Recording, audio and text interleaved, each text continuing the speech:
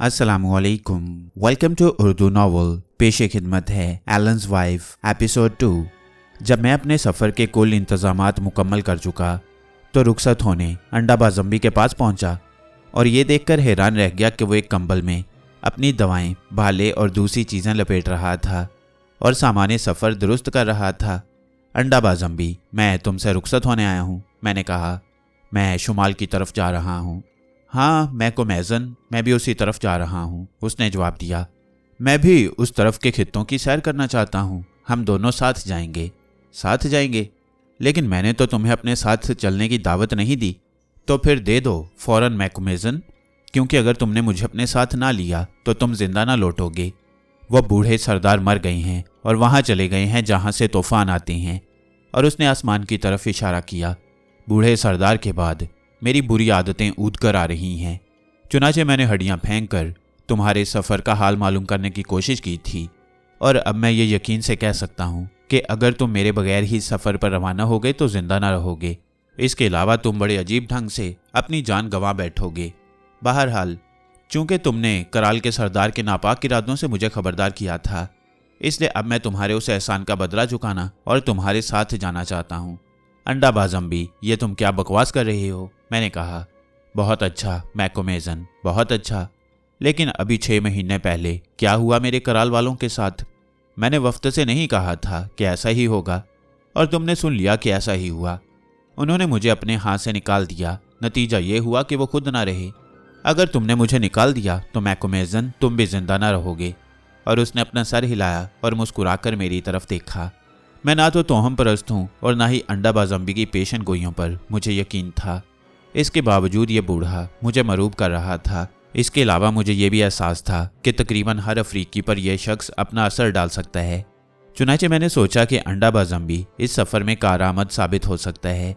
कम से कम जहाँ तक अफ्रीका के खूंखार कबाइल का ताल्लुक है, अंडा बाज़म्बी उनसे मुझे महफूज रख सकता है। बहुत अच्छा, मैंने कहा। मैं तुम्हें बिला उजरत अपने साथ लिए चलता हूँ। पहले खिदमत और फिर उजरत, पहले काम और फिर दाम, उसने जवाब दिया। मैकुमेज़न, तुम्हारी तख़य्युली कुव्वत ज़ोरदार है। चुनाचे तुम दूसरे सफ़ेद फामों की तरह अकल से बिल्कुल कोरे नहीं हो।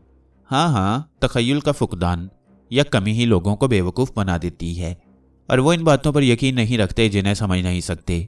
तुम मेरी पेशन गोइयों को समझ नहीं सकते, बिल्कुल उसी तरह जिस तरह वो कराल वाला बेवकूफ़ ये ना समझ सका था कि मैं उससे अजीम बरकपाश हूँ। बहरहाल, अब सफ़र पर रवाना होने का वक्त आ गया है।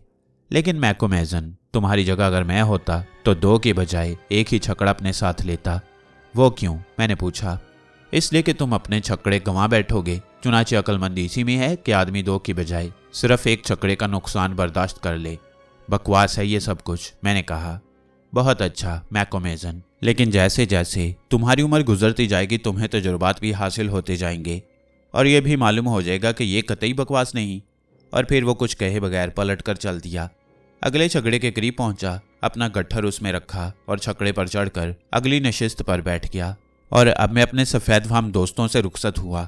इन लोगों में वो पहिए बनाने वाला भी था जो मुझे नज़में सुनाया करता। मेरी जुदाई के गम में उसने खूब शराब पी और रुखसत होते वक्त वो मुझे नज़में सुनाता रहा, यहाँ तक कि उसकी आंखों से आंसू रवां हो गए। चुनाचे मैं अपने साथियों से रुखसत हुआ, मुस्तकर पर एक आखिरी नज़र डाली और अपने कदम शुमाल की तरफ उठा दिए। पहले 3 हफ्तों तक कोई ख़ास और काबिल बयान वाक़या न हुआ। रास्ते में हम जिस कराल से भी गुजरते उसके काफिरों को मेहमान नवाज और अपना दोस्त पाते। इसके अलावा उस तरफ का इलाका हर तरह के शिकार से सही मायनों में पुर था। अब अफ्रीका का ये हिस्सा तब्दील हो चुका है और आज इस खित्ते में बसने वाले और सफ़र करने वाले लोग उस दौर के जिस ज़माने का हाल मैं बयान कर रहा हूँ, ख़तरनाक जंगलों का तसव्वुर भी नहीं कर सकते। आज जहाँ आबादियाँ हैं वहाँ इस वक्त घने जंगल थे। मैं हर सुबह सवेरे ही बेदार हो जाता और हड्डियों के गूदे तक को ठिठुरा देने वाली सर्दी में कांपता हुआ छकड़े के पिछले हिस्से से निकलकर रेंगता हुआ छकड़ा चलाने वाले के नशिस्त पर आ बैठता। और इब्तदा में कुछ नज़र न आता सिवाय उस धुंध के जो हद्दे नज़र तक छाई होती। सफ़ेद सफ़ेद धुंध की एक चादर सी फैली हुई नज़र आती और उस चादर का मशरकी सिरा सुबह की रोशनी में सुर्ख होता जैसे किसी ने सुर्ख गोट टांग दी हो और दूर चट्टानों की चोटियाँ रहनुमा मीनारों की तरह दिखाई देती। उस गाढ़ी धुंध में से मुख्तलिफ कबील की आवाज़ें सुनाई देती। फुंकार की आवाज़ें, हुर्राहट की आवाज़ें, डकराने की आवाज़ें और हजारहा टापों की आवाज़ें। आहिस्ता आहिस्ता धुंध की गाढ़ी चादर पतली होने लगती और फिर पाइप से उठते हुए धुएं की तरह हवा में तहलील हो जाती। नज़र के सामने से एक पर्दा सा उठ जाता और हद्दे नज़र तक घास का मैदान नजर आता, जिसमें जगह जगह गुंजान झाड़ियों के झुंड होते।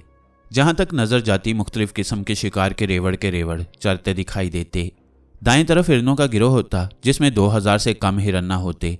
कुछ चर रहे होते और कुछ कुलीलें कर रहे होते, और बूढ़े हिरन इर्द गिर्द की टीकरियों पर पहरेदारों की तरह मुस्ताद खड़े होते और अपनी थोथनियां उठाए हवा सूंघ रहे होते कि खतरे की बू पाते ही पूरे रेवड़ को होशियार कर दें।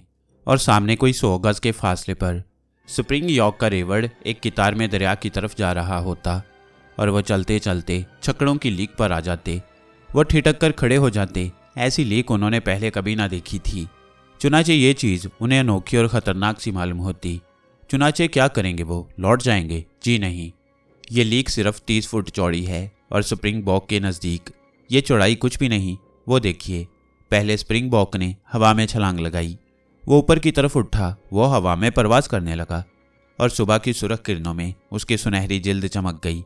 वो 30 फुट चौड़ी लीक को साफ फलांग गया और उसके साथियों ने उसकी तकलीद की, लेकिन बच्चे ऐसी छलांग न लगा सकते थे।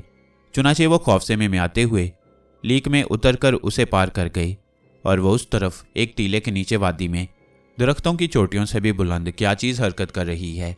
ज़राफ। जी हाँ, एक नहीं बल्कि 3 ज़राफ। चुनाचे आज रात के खाने में हड्डियों का गूदा पकाया जाएगा। ज़राफ की हड्डियों के गूदे का सांस बेहद लजीज होता है। और ये सुनिए, हमारे ऐन पीछे सांप फुंकार रहा है और वह सामने टीलों पर से चतीलों का रेवड़ उतर रहा है। चतील बेहद खौफजदा हैं और अपनी पूरी कुव्वत से भाग रही हैं। चुनाचे टीले की ढलान पर से मानिंदे सैलाब उतर रही हैं। जी हाँ, वो खौफजदा हैं क्योंकि जंगली कुत्तों का एक टोला उनका ताक़ुब कर रहा है। उनकी सुरख जुबानें बाहर को लटक रही हैं और वह भौंक रही हैं। ज़राफ़ों ने कुत्तों की आवाज़ें सुनी और अपनी लंबी टांगों से भाग पड़े। चुनाचे मेरे दिल की दिल में रही, आज रात गूदे का सालन खाने को ना मिलेगा। आगे भागते हुए कुत्ते एक चतील के करीब पहुंच गए। एक कुत्ते ने लोथड़ा तोड़ने के लिए चतील की रान पर छलांग लगाई, लेकिन पकड़ ना सका। चुनाचे धप से गिरा क्योंकि चतील एक ही छलांग में कई फुट आगे निकल चुका था।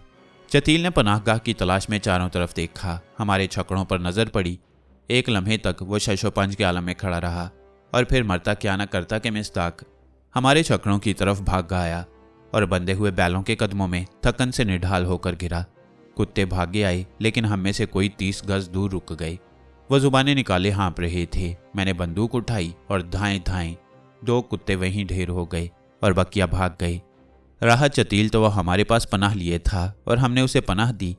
किस कदर खूबसूरत, किस कदर हसीन है कुदरत, लेकिन हजरत इंसान इस कदर खुदगर्ज वाक़या हुआ है कि जहाँ जहाँ गया है उसने इसे कुदरत को मस्क कर दिया है। तो ये मनाजर मैं हर सुबह देखता और सैकड़ों दफ़ा ऐसे मनाजर देख चुका हूँ और उम्मीद है कि मरने से पहले अभी और भी ऐसे मनाजर देख लूँगा। इस सफ़र में सबसे पहला वाक़या हाथियों का है और चूंकि अनोखा है इसलिए उसे यहाँ बयान करना ज़रूरी समझता हूँ। दरियाए ऑरेंज को अबूर करने से कुछ पहले हम जिस घने जंगल में दाखिल हुए वो कोई 20 मील तक फैलता गया था। हम शाम के वक्त उस जंगल में दाखिल हुए और जल्द ही रात हो गई। चुनाचे हमने जंगल के खूबसूरत खुले मैदान में पड़ाव डाल दिया। चंद गज आगे वो कद्दे आदम घास उग रही थी जो टांबू कहलाती है, लेकिन उस घास की सिर्फ चंद पत्तियां ही यहाँ वहाँ खड़ी थीं। बकिया घास ज़मीन पर लेटी हुई थी। चांद के तुलू होते ही घास के उस कता का मुआयना करने चल दिया, क्योंकि मैं ये मालूम करना चाहता था कि घास लेट क्यों गई थी। जाहिर है कि वो आप अपने बोझ से तो कम नहीं हो सकती थी। वहाँ पहुँचा तो एक ही नज़र में मुअम्मा हल हो गया। साफ जाहिर था कि चंद ही घंटों पहले हाथियों का एक ज़बरदस्त गिरोह इस तरफ से गुजरा था। हाथियों के कदमों के निशानात देखे तो मेरा दिल खुशी से नाच उठा। बेशक मैंने बहुत से आज़ाद हाथी देखे थे, लेकिन आज तक एक भी हाथी का शिकार न किया था। एक अफ्रीकी शिकारी के लिए हाथियों के निशानात का मंजर उतना ही मुसरत अंगेज होता है जितना कि सोने के मुतलाशी कानकुन के लिए वो ढेला जिसमें सोने की धारियां हों। हाथी दांत उस शिकारी का जरिया मुआश होता है। चुनाचे हाथियों का शिकार उसकी ज़िंदगी का अहम मकसद होता है। मैंने फ़ौरन ही एक आखिरी फैसला कर लिया, यानी ये कि हमारा पड़ाव इसी जंगल में रहेगा फ़िलहाल, और मैं घोड़े पर सवार होकर हाथियों के शिकार को चल दूंगा। मैंने अपने इस फैसले का इजहार अंडाबा ज़म्बी और दूसरे काफिर मुलाजमों के सामने कर दिया और उनका मशवरा तलब किया। मेरे मुलाजमों ने तो खुशी के नारों के साथ मेरे इस फैसले का इस्तकबाल किया, क्योंकि शिकार का मतलब था उनके लिए वाफिर गोश्त की फराहमी और एक दिलचस्प मशगला। अलबत्ता अंडाबा ज़म्बी खामोश रहा। वो उठा और उस अलाव के करीब जा बैठा जो उसने खुद अपने लिए जलाया था, और मैंने देखा कि वो वहाँ बैठकर और राख में हड्डियाँ फेंक कर इस्तखारा देख रहा था और अपना सर हिला रहा था। मेरे मुलाजिम बड़ी दिलचस्पी से उसकी हर हरकत देख रहे थे। आखिरकार वो उठकर मेरे करीब आया। सब ठीक है मैकोमेजन, वो बोला। तुम हाथियों का शिकार करोगे और खूब करोगे और बहुत सा हाथी दांत भी मिल जाएगा। अलबत्ता एक बात है। क्या बात है? मुनासिब होगा कि तुम हाथियों का शिकार करने पैदल ही जाओ। मेरा मतलब है घोड़े पर सवार होकर ना जाओ। अंडाबा ज़म्बी, मैंने कहा, मैं घोड़े पर सवार होकर ही जाऊंगा। तुम अपने मशवरे अपने पास ही रखो। यहाँ मैं ये बता दूं कि मैं ये पहली और आखिरी दफ़ा घोड़े पर सवार होकर हाथियों के शिकार को गया था। अब मैं पैदल ही हाथियों का ताक़ुब करता हूँ, क्योंकि इस तजुर्बे ने, जिसका मैं जिक्र कर रहा हूँ, मुझे एक ऐसा सबक दिया जिसे मैं उम्र भर ना भुला सकूंगा। पौ फटते ही हम लोग रवाना हो गए, यानी मैं, अंडाबा ज़म्बी और 3 मेरे काफिर मुलाजिम। बकिया मुलाजिमों को छकड़ों और सामान की हिफाजत के लिए पड़ाव में छोड़ दिया गया। मैं घोड़े पर सवार था और हमारा छकड़ा हाँकने वाला भी घोड़े पर सवार था। ये शख्स बड़ा ही शाहसवार और उम्दा निशानेबाज था। किसी काफिर को मैंने ऐसी महारत से बंदूक चलाते आज तक नहीं देखा। अंडाबा ज़म्बी और हमारे दूसरे साथी पैदल ही चल रहे थे। सुबह से दोपहर तक हम लोग हाथियों के कदमों के निशानात के सहारे आगे बढ़ते रहे। जिस तरफ से भी हाथी गुजरे थे उस तरफ के दरख्त टूटे हुए और घास और झाड़ियां रौंदी हुई थीं। चुनाचे हमें रास्ता तलाश करने में किसी भी मुश्किल का सामना न करना पड़ रहा था। ठीक दोपहर के वक्त हम लोग दम लेने के लिए एक जगह ठहर गए कि हमारे घोड़े भी सस्ता लें और हरी हरी घास से अपना पेट भर लें। 3 बज रहे थे कि हम फिर रवाना हो गए। पूरे 1 घंटा तक मुसलसल चलते रहे, लेकिन कहीं हाथी नजर न आए। यकीनन हाथियों का गिरोह खिलाफे तवक्को बड़ी तेजी से सफर करता हुआ बहुत दूर तक पहुंच गया था। चुनाचे मैं सोच ही रहा था क्या वापस लौट चलें कि दफअतन मुझे कुछ नजर आ गया।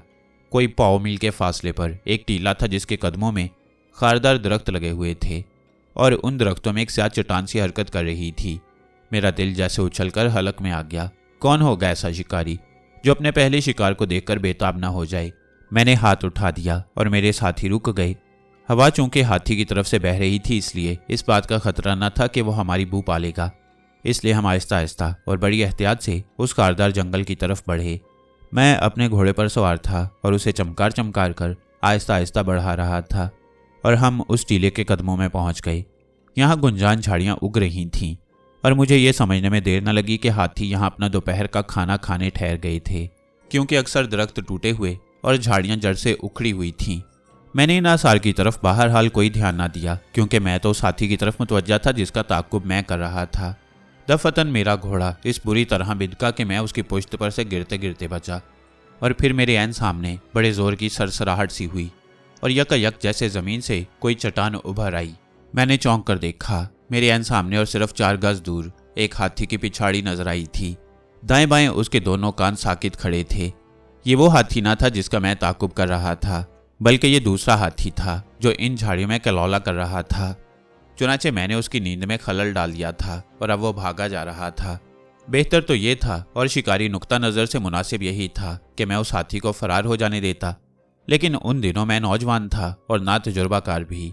चुनाचे मैंने अपनी 2 टैरिया हाथी मार बंदूक उठाई और अपने घोड़े की कनौती के दरमियान से नाली गुजार कर लुबलुबी दबा दी। बंदूक के धक्के को बर्दाश्त ना करके मैं पीछे की तरफ लुढ़क गया, लेकिन फिर फौरन संभल कर और जैन पर से जरा उठकर देखा कि हाथी एक जबरदस्त झटके के साथ आगे बढ़ गया था।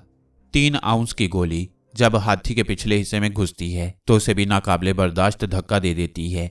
जोश के अंधेपन में मैंने गोली तो चला दी थी, लेकिन अब मुझे अपनी हमाकत का एहसास हुआ और मैं दिल ही दिल में दुआ मांगने लगा कि हाथी अपने इस जख्म की परवाह ना करके आगे भाग जाए।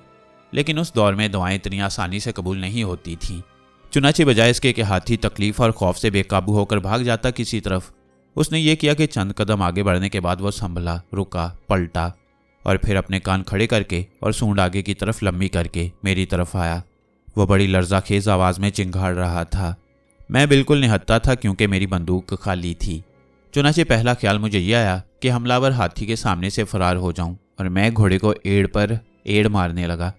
लेकिन वो अपनी जगह से 1 इंच भी पीछे न हटा, जैसे उसकी टांगें जमीन में गड़ गई हों। बेजान जानवर इंतहाई खौफ से बुत बन गया। वो अपनी अगली टांगें फैलाए और जरा आगे की तरफ बढ़ाए खड़ा हुआ था और थोथनी से लेकर दुम तक पत्ते की तरह कांप रहा था। जख्मी हाथी मेरे सर पर पहुंच गया। मैंने अपने घोड़े को भगाने की एक आखिरी और दीवानावार कोशिश की, लेकिन वो तो जैसे मफलूज हो चुका था। उससे जबरदस्त हाथी ने अपनी सूंड घुमाई, जो सूं से मेरे सर पर से निकल गई। दफातन बिजली की सी तेजी से एक ख्याल मेरे दिमाग में कौंध गया। मैंने घोड़े की लगाम छोड़ दी, रकाबों में से अपने पैर निकाले और बड़ी सूरत से ज़ेन पर से लुढ़क कर जमीन पर आ रहा। घोड़े के कदमों के करीब ही एक टूटा हुआ दरख्त पड़ा हुआ था, जिसका तना गैर मामूली तनोतूज के इंसान के जिस्म जितना मोटा था और जो टहनियों की वजह से जमीन पर से उठा हुआ था। मैं बड़ी तेजी से, क्योंकि जब जान को खतरा लाहिक हो तो इंसान में फुर्ती आ ही जाती है, उसी तने के नीचे घुस गया। अभी मैं उस तने के नीचे घुसा ही था कि हाथी की सूंड धप की जोरदार आवाज के साथ घोड़े की पीठ पर पड़ी और मैं फौरन ही अंधेरे में था, क्योंकि एक ही ज़रब में हाथी ने घोड़े की कमर तोड़ दी थी और वह उस दरख्त पर आ रहा था जिसके नीचे मैं छुपा हुआ था। लेकिन यह अंधेरा ज़्यादा देर तक न रहा। 10 सेकंड बाद ही हाथी अपनी सूंड में मेरे मुर्दा घोड़े को लपेटकर न सिर्फ दरख्त के तने पर से उठा चुका था, बल्कि उसे दूर भी फेंक चुका था। मैं हत्तुल इम्कान दरख्त की जड़ की तरफ खिसक गया, क्योंकि मैं उस जख्मी हाथी के शैतानी इरादे से वाकिफ हो चुका था। दूसरे ही लम्हे सूंड की सुरख सुरख नोक तने के नीचे नहीं गई और मेरी तरफ बढ़ने लगी। अगर वो मेरे जिस्म के किसी भी हिस्से के गिर्द अपनी सूंड लपेटने में कामयाब हो गया तो फिर मेरा खात्मा था। लेकिन जिस तरह मैं दुबका हुआ था, इस सूरत में वो हाथी अपने इरादे में कामयाब न हो सका था। हालांकि अपने काम को आसान बनाने के लिए वो अपनी अगली टांगों पर झुक गया था। चिंघाड़ती हुई सूंड मेरी तरफ बढ़ी, उस अजदहे की तरह जिसने अपना मुंह फाड़ रखा हो। वो आगे ही रेंगने लगी, आगे आगे और आगे, और वो मेरे हैट के गिर्द लिपट गई और पलक झपकते में मेरा हैट गायब था। सूंड फिर रेंग आई। वो मेरे सर से सिर्फ 4 इंच दूर थी और हाथी गुस्से और गालिबन बेताबी से निहायत जोर से चीख उठा। सूंड में से हवा का एक ज़बरदस्त झक्कड़ सा निकलकर मेरी खोपड़ी से टकरा गया। सूंड और आगे बढ़ी और अब मेरे बाल उसकी गिरफ्त में थे। खुशकिस्मती से मेरे बाल ज़्यादा लंबे ना थे और अब चीखने की मेरी बारी थी। मैं दर्द और तकलीफ से चीख उठा। मेरी चुंदिया के मुट्ठी भर बाल जड़ से उखाड़ लिए गए। मैंने अक्सर काफिरों को देखा था कि वो उस मुर्ग के जिसे पकाने के लिए मुंतखब किया गया हो, ज़िबा करने से पहले ही उसके पर बड़ी बेदर्दी से नोच और उखाड़ लिया करते थे। मेरा भी शायद यही हशर होने वाला था। ये जालिम हाथी मेरे सर के बाल उखाड़ता रहेगा यहाँ तक कि मैं मर जाऊंगा। हाथी अपनी इन तकरीबन बेनतीजा कोशिशों से तंग आ गया। चुनाचे अब उसने एक दूसरी तरकीब आजमाई। उसने अपनी सूंड गिरे हुए दरख्त के तने के गिर्द लपेटी और उसे ऊपर उठाने की कोशिश की। तना हिल तो गया, लेकिन ऊपर उठ ना सका। खुशकिस्मती से उसकी टहनियाँ कीचड़ और काई में फंस गई थीं और फिर उसकी चंद जड़ें भी टूटी ना थीं। चुनाचे हाथी उसे लुढ़का तो ना सका, अलबत्ता उसने उसे इतना ऊपर उठा लिया था कि अब अगर वो उसके नीचे अपनी सूंड डालता तो यकीनन मुझे पकड़ लेता। हाथी ने फिर दरख्त को ऊपर उठाया और इस दफ़ा उसने अपनी तमाम तर कुव्वत इस काम में सर्फ कर दी और मैंने लरस कर देखा कि तना ऊपर उठ रहा था। चुनाचे अब मैं मदद के लिए पुकारने लगा। करीब ही से बंदूक के चंद धमाके सुनाई दिए और अगर ये गोलियां हाथी के लगी थी तो उसका इस पर यह असर हुआ कि उसने अपनी कोशिशें तेज कर दी। दूसरे ही लम्हे मेरी ये पनाहगाह हट जाने या उठ जाने वाली थी। चुनाचे मैंने अपने आप पर फातिहा पढ़ ली और उस वक्त यकायक मुझे याद आया कि मेरे पटके में पिस्तौल उड़सा हुआ था, जिसे मैं जख्मी शिकार को ठिकाने लगाने के लिए इस्तेमाल किया करता था। पिस्तौल भरा हुआ था। इस असना में तना ऊपर उठा दिया गया कि मैं आसानी से अपना हाथ पटके तक ले जा सकता और पिस्तौल घसीट सकता। मैंने पिस्तौल घसीट कर घोड़ा चढ़ाया। अब दरख्त मेरे ऊपर से हट रहा था और मेरे ऐन सामने और मेरे सर से सिर्फ 3 फुट दूर हाथी की सूंड नजर आ रही थी। मैंने अपना वो हाथ सूंड की तरफ बढ़ाया, यहाँ तक कि पिस्तौल की नाली उससे सिर्फ 3 इंच दूर रह गई और मैंने लुबलुबी दबा दी। और इसका फौरी नतीजा ये जाहिर हुआ कि ऊपर को उठा हुआ तना एक बार फिर उसी तरह मुझ पर आ रहा कि मेरी एक टांग उससे बुरी तरह रगड़ खा गई। दूसरे ही लम्हे झाड़ियों के टूटने की आवाज़ें सुनाई दी। मेरा दुश्मन फरार हो गया। इस अरसे में मेरी हालत खौफ और जिद्दोजहद की वजह से गैर हो गई और हवास परागंदा थे। चुनाचे मुझे याद नहीं कि मैं उस गिरे हुए दरख्त के नीचे से किस तरह निकल आया और ना ही ये याद है कि फिर क्या हुआ। अलबत्ता जब मेरे हवास बजा हुए, और यही मुझे याद भी है, तो मैं ज़मीन पर बैठा एक बोतल मुंह से लगाए ब्रांडी पी रहा था और अंडाबा ज़म्बी मेरे सामने खड़ा अपना एक सफ़ेद लट वाला सर हिला रहा था और पन्नों नसाए के दरिया बहा रहा था और मुझे डांट भी रहा था कि मैंने उसके मशवरे पर अमल ना किया और पैदल जाने की बजाय घोड़े पर सवार होकर हाथी के शिकार को निकल पड़ा। अंडाबा ज़म्बी की यह डांट डपट सुनी तो मुझे अपना घोड़ा याद आया। मैं उठ के उस जगह पहुंचा जहां घोड़ा पड़ा हुआ था। वो मर चुका था। हाथी की सूंड का वार ऐन ज़ैन पर पड़ा था। चुनाचे घोड़े की कमर के साथ साथ ज़ैन भी टूट गई थी और अब वो किसी काम की न रही थी। हाथी किस तरफ गए हैं? मैंने अंडाबा ज़म्बी से पूछा। उस तरफ, उसने घाटी की तरफ इशारा किया। और मैं को महजन मुनासिब होगा कि हम भी उनके पीछे चल पड़ें। बदकिस्मती के बाद अब चलो खुशकिस्मती की तरफ, क्योंकि अंधेरे के बाद उजाला यकीनी है और ये कुदरत का अटल कानून है। अंडाबा ज़म्बी ने बड़ी फलसफियाना बात कही थी, लेकिन सच तो यह है कि अब मैं हाथियों का ताकुब ना करना चाहता था, क्योंकि आज मुझे इसका बड़ा ही तल्ख तजुर्बा हुआ था। लेकिन फिर ये बात भी थी कि मैं अपने मुलाजमों के सामने अपने आप को बुज़दिल भी जाहिर ना करना चाहता था। चुनाचे मैं बज़ाहिर बड़ी खुशी और शौक से इसके लिए तैयार हो गया और हम हाथियों के ताकुब में उस तरफ चले कि मैं दूसरे घोड़े पर सवार था और मेरे साथी मेरे साथ साथ पैदल चल रहे थे। वादी में कोई 1 घंटा सफ़र करने के बाद हम लोग दफअतन हाथियों के पूरे गिरोह के करीब पहुंच गए। उस गिरोह में 10-20 नहीं बल्कि पूरे 80 हाथी थे। उनके सामने बुलंद झाड़ियाँ इतनी घनी थी कि वो उनमें दाखिल होते शायद घबरा रहे थे और वादिया घाटी के दोनों तरफ चट्टानें खड़ी थीं जो ऐसी अमूदी थीं कि वो उन पर चढ़ सकते थे।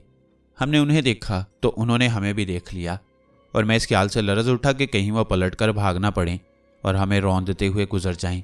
लेकिन खुशकिस्मती से उन्होंने ऐसा न किया। इसके बरखिलाफ वह चिंगाड़ कर घनी झाड़ियों में घुस गए और झाड़ियों को तोड़ते और रौंदते हुए भाग पड़े। मेरी ज़िंदगी अफ्रीका के जंगलों में ही गुजरी है। मैंने हाथियों को भागते देखा, उनके कदमों की दमक से ज़मीन को लरजते महसूस किया और झाड़ियों के टूटने की आवाज़ों को सुना है। लेकिन अपनी इस तवील ज़िंदगी में मैंने कभी ऐसी आवाज़ें ना सुनी थीं जैसे उस वक्त सुन रहा था। झाड़ियों को रौंदने और दरख्तों की टहनियों के टूटने की आवाज़ें। एक भौंचाल सा आ गया था। उस वक्त हाथियों के सामने एक घना जंगल था जो 100 से 150 गज तक चला गया था, लेकिन हाथी भाग रहे थे और यह जंगल गायब हो रहा था। यानी वो अपने पीछे रौंदी हुई झाड़ियाँ और टूटे हुए दरख्त छोड़ते आगे बढ़ रहे थे। अलबत्ता इस तबाही में कहीं कहीं एक आध दरख्त खड़ा भी रह गया था और ये वो मजबूत दरख्त था जिसे वो गिरा ना सके थे। चुनाचे वो भागते रहे और ज़मीन के चट्टानी और नाहमवार होने के बावजूद उनकी तेज़ी में कोई फ़र्क ना आया। वो दरख्तों को गिराने और झाड़ियों को रौंदते अंधाधुंध भागते रहे। हम उनके पीछे लगे हुए थे।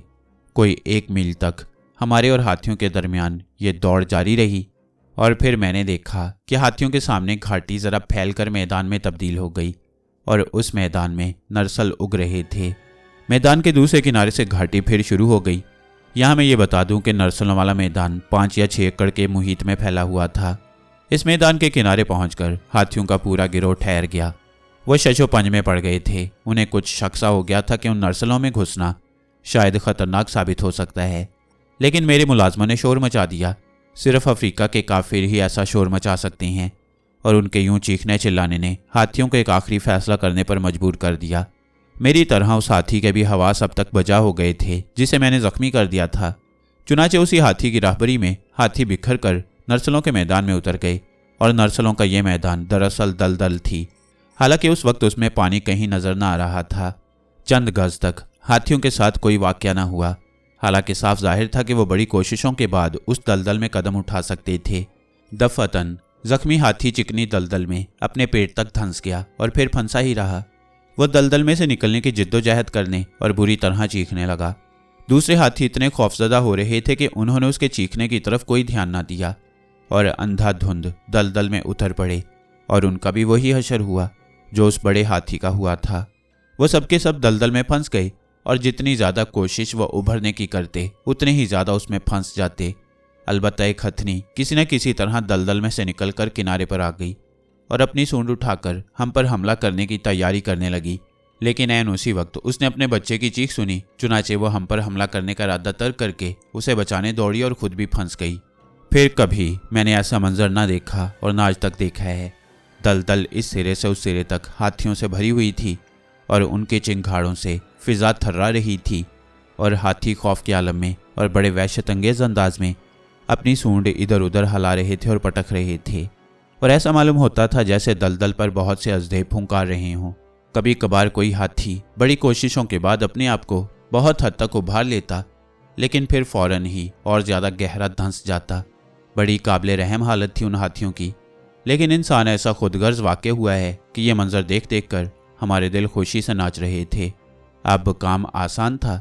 दलदल जो हाथियों के बोझ सहार न सकती थी, हमारा बोझ सहार गई। यानी हम दलदल में ना धंसे। आधी रात से पहले तमाम हाथी मारे जा चुके थे, क्योंकि हमने चांदनी में उन पर गोलियां चलाई थीं और उनका शिकार किया था। चंद हथनियों और बच्चों की जान मैंने खुशी से बख्श दी होती, लेकिन अगर मैंने ऐसा किया होता तो फिर भूख और प्यास उनका खात्मा कर देती, क्योंकि वो दलदल में से निकल ना सकते। चुनाचे उन्हें भी गोली मारकर हमने उन्हें इस तकलीफ मौत से बचा लिया। जख्मी हाथी को खुद मैंने गोली मारी और मुझे इतराफ़ है कि उसे गोली मारते वक्त मैंने अजीब तरह की वहशियाना मुसर्रत महसूस की। उस हाथी ने मुझे उस वक्त भी पहचान लिया था और मुझे देखते ही उसने मेरी तरफ ना सिर्फ अपनी सूंड चलाई बल्कि दलदल से निकलने की दीवानावार कोशिश भी की, लेकिन खुशकिस्मती से वो निकल ना सका। दूसरे दिन जब सूरज तुलू हुआ तो उसने एक अजीब मंजर को रोशन कर दिया। दलदल ने चूंकि हाथियों को जकड़ रखा था, इसलिए चंद के अलावा बाकी हाथी मरने के बाद गिरने ना पाए थे। चुनाचे वो दलदल में यूं खड़े हुए थे जैसे सो गए हों। मैंने अपने मुलाजमों को छकड़े लाने के लिए दौड़ा दिया और दूसरे दिन जब वो आ गए तो हमने दलदल से कोई 1 मील दूर पड़ाव डाल दिया और फिर हाथी दांत काटने का काम शुरू हुआ, जो 1 हफ्ता तक जारी रहा। और चंद वजूहात की बिना पर यह काम बड़ा ही घिनौना था। अगर चंद आवारागर्द काफिर इत्तफाकन उस तरफ ना निकल आए होते और हमने उजरत में हाथियों का गोश्त पेश करके उनकी खिदमत ना हासिल कर ली होती, तो मैं समझता हूँ कि हम तमाम हाथियों के दांत किसी सूरत ना काट सकते। आखिरकार ये काम ख़त्म हुआ। हाथी दांत इतना बहुत सा था कि हम किसी सूरत उसे अपने साथ ना ले जा सकते थे। चुनाचे अपने आवारागर्द मजदूरों को रुखसत करने के बाद हमने ये तमाम हाथी दांत दफन कर दिया। मेरे मुलाजिम चाहते थे और मुझे मजबूर कर रहे थे कि मैं हाथी दांत के साथ इसी जगह से लौट जाऊं और केप टाउन पहुंचकर इसे फरोख्त कर दूं, लेकिन मैं वापस ना जाना चाहता था। चुनाचे मैंने उनकी एक ना सुनी। ये हाथी दांत पूरे 5 बरस तक इसी जगह दफन रहा और फिर मैंने आकर इसे खोद निकाला। इस तवील मुद्दत के बावजूद हाथी दांत सड़ने और ख़राब होने ना पाया था। ये हाथी दांत मैंने 1200 पाउंड में फ़रोख्त किया और ये कुल हाथी दांत सिर्फ 1 दिन के शिकार से जमा किया गया था। और आप जानिए, सौदा बुरा ना था और इस तरह मेरी ज़िंदगी का आगाज़ हुआ, जो शिकारी की ज़िंदगी कहलाती है। उस दिन पहली दफ़ा मैंने हाथियों का शिकार किया और फिर मैं हाथियों का शिकारी बन गया और तब से लेकर अब तक मैंने हज़ारों हाथियों का शिकार किया है, लेकिन उस दिन के बाद कभी घोड़े पर सवार होकर उनके शिकार को नहीं गया।